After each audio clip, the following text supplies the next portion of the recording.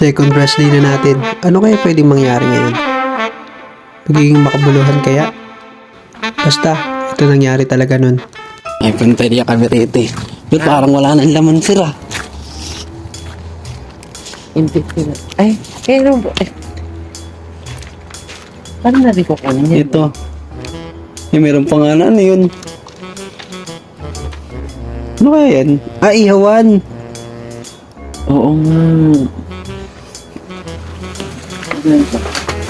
Buo pa, sir. Video mo ko. Ano? Kaya mo? May damit pa nga, sir. Para nakakita. Ha? Ay, Okay lang naman to. yung ihawan nga, ano ba yan? Kunin kayo eh. Hamster to.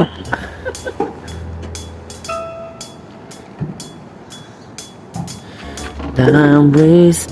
Ano lang yan, ipapabangon. Eh, alam ko na. Paano? Dito.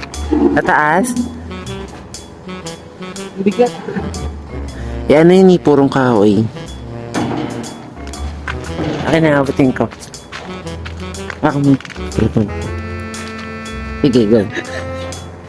Baka masira. Ay, parang di rin kakasya na.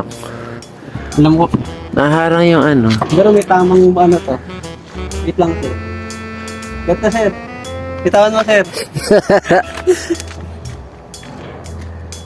Ayan, ayan. Nakatingin ako, hindi ko mabidyohan eh. Ba't ganun? Ang hirap ng galin. Teka, angat ako.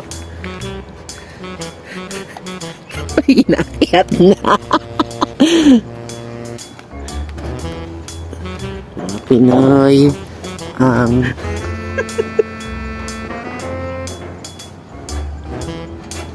Yan eh. kaya mo na.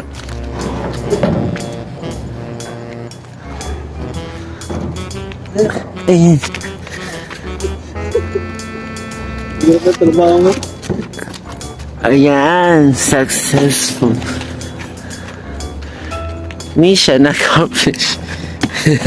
Isang maabalang araw ngayon. Pangalawang rest day ko ngayon kaya naisip kong ayusin yung kwarto ko para kahit papano ay magkaroon siya ng buhay. Buti na lang pala naisipan ng girlfriend ko. Nabila niya ako ng cover pang kama at pambalot sa unan bago ako umalis. Ito pa yung mga araw na halos wala pang laman yung kwarto ko. Nung una bala ko lang talaga. Basta kwarto lang siya. Makatulog lang ako ng maayos, okay na sa akin yun. Hindi ko na kailangan na kung ano-ano pang laman ng kwarto ko. Kung ano-ano mga gamit. Pero hindi pwedeng ganun. Kailangan pag galing ang trabaho at pagod na pagod ka. Kahit papano ay maganda din naman yung pagpapahingahan mo. Lalo na kapag ka nakikita mo yung picture ng mahal mo. Kaya ito sinimulan ko nang gawin yung mga picture namin dalawa. Bali picture nga lang pala ng girlfriend ko yung nadala ko. Kahit papano ay mawala yung lungkot ko. Para bago pumasok at pag uwi, makikita ko siya. At yung gamit na iniwan ko pala sa girlfriend ko, ay yung t-shirt na huling suot ko bago ako umalis. Yung t-shirt na may pabango ko, na ulanan, tapos may pawis pa. Para inaamoy-amoy niya lagi daw yun bago siya matulog at katabi niya rin sa kama. Parang doon na lang din talaga niya niraramdam na kunwari katabi niya ako. Actually, magi 3 months na atang walang laban-laba yun. Pero at least kahit sa ganung bagay, nawawala naman yung lungkot niya.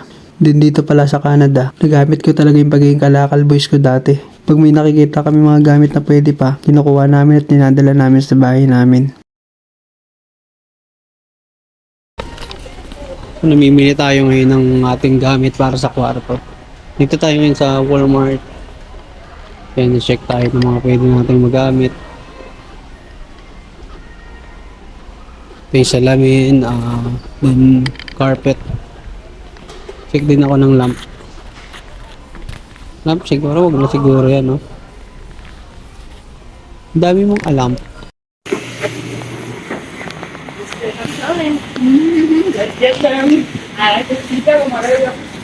Binyagan ng aking credit card. Muntik pa di magamit. Ayan na. So sa Walmart kami, nakabili na kami ng mga gamit ko para sa kwarto tsaka ibang gamit para sa bahay namin na inuupahan. So waiting na lang kami sa Uber. Na 16 minutes darating na. So So, dito na kami sa bahay and ito na yung kwarto ko.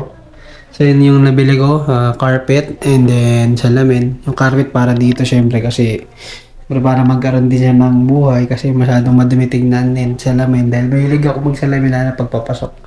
Then ito, another frame para sa picture namin ng baby ko. Then payong kasi ilang ang beses na ako naglalakad ng umuulan. Then ito, whiteboard reminder dahil masyado ako makakalimutin sa mga pwede kong gawin. Napakahalaga yan para sa akin.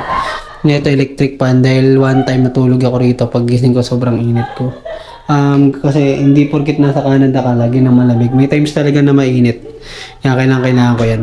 So ito na siya ngayon.